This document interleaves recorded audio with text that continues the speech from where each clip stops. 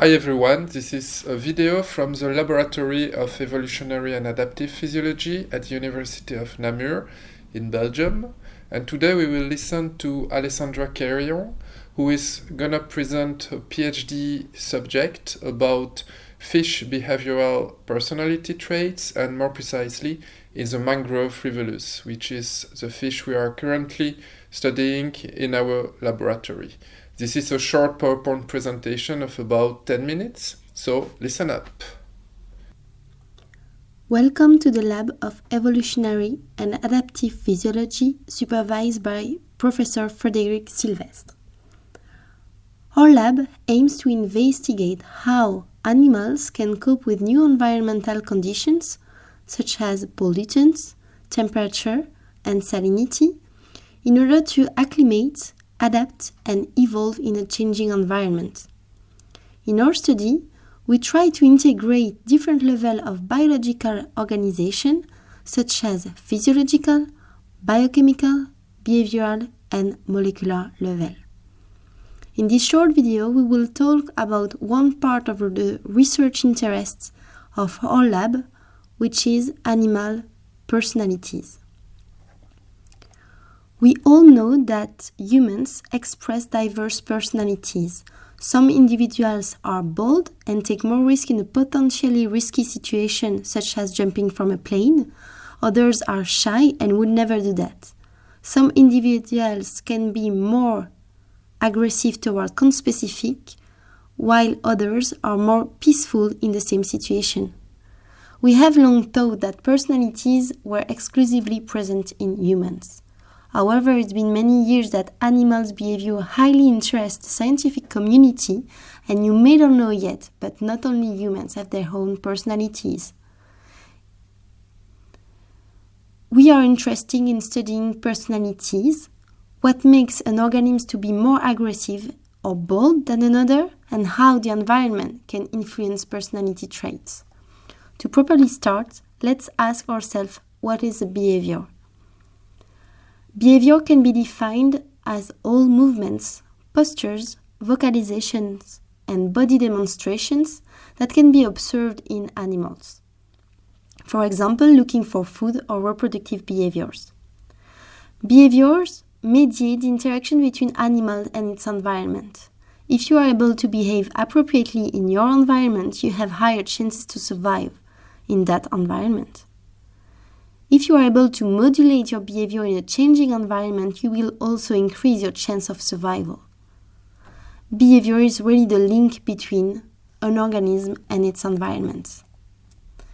In our lab, we are interested in studying particular behavior called personality traits. Personality traits are individual behavioral differences which are consistent across time and context. 5 axes of personality traits exist: aggressiveness, sociability, boldness, activity, and exploration. These traits are very interesting to study because they strongly influence social relationships, food access, reproductive success, and survival. They are therefore directly linked to organism fitness, that is the ability of an organism to survive to reproductive age, find a mate, and produce offspring. One of our research projects is to investigate how environmental conditions can affect organism behavioral traits, in particular boldness and aggressiveness, on a small fish, Cryptolebias marmoratus, and so let's fly to mangrove area to meet that little guy. The mangrove rivulus is an oviparous teleost fish belonging to the Rivulidae family that lives in mangroves ecosystem of the Caribbean, Florida, Central and South America. This fish is an incredible little fish for many reasons.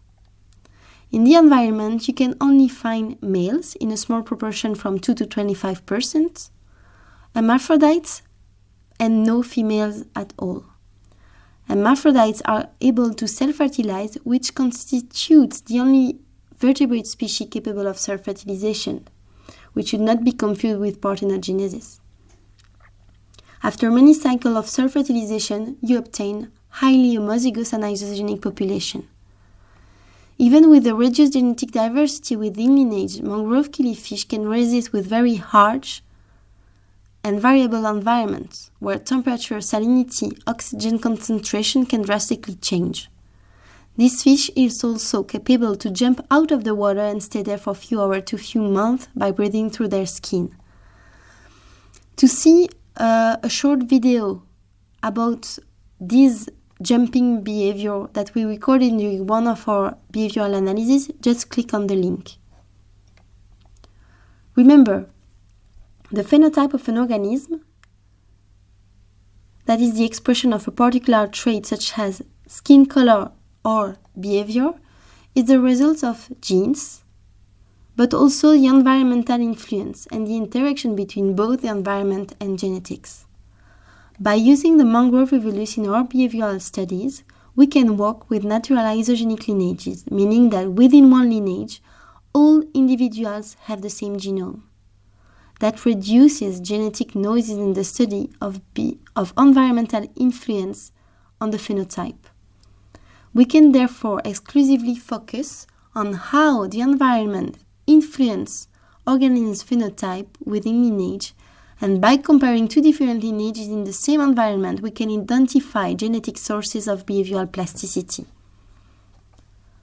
As you may know, phenotypic plasticity, which is the capability of an organism to express multiple phenotypes from one genotype across environmental conditions, is called developmental plasticity when it happens at juvenile stages, and phenotypic flexibility in adults. Our research team investigates how conditions applied during organism development can affect phenotype in adults.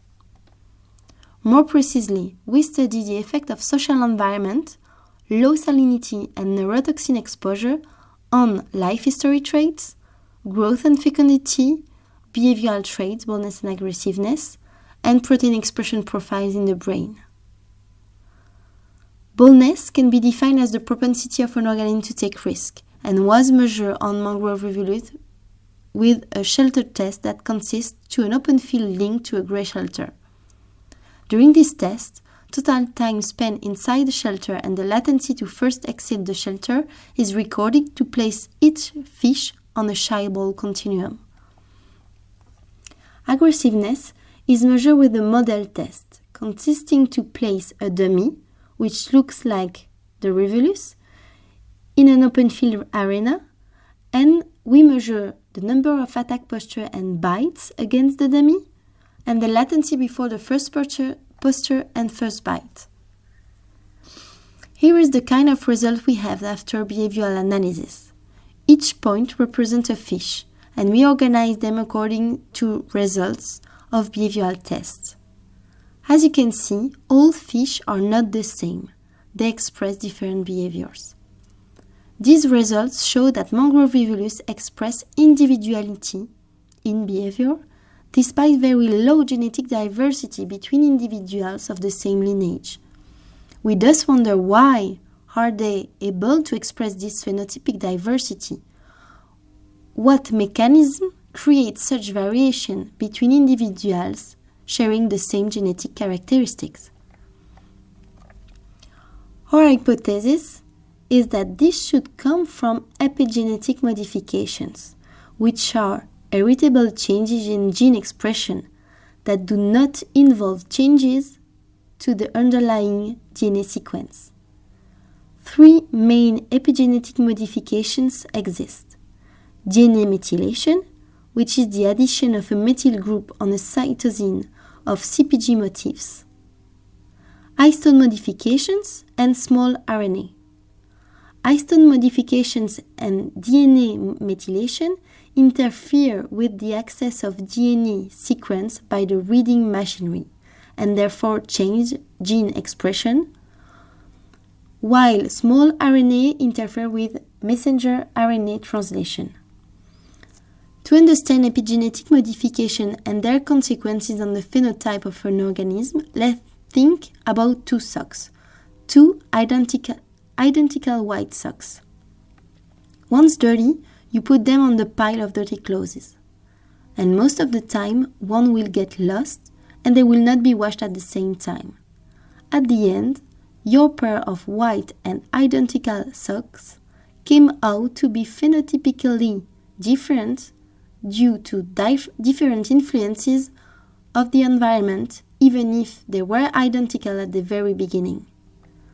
Let's come back to our experiment.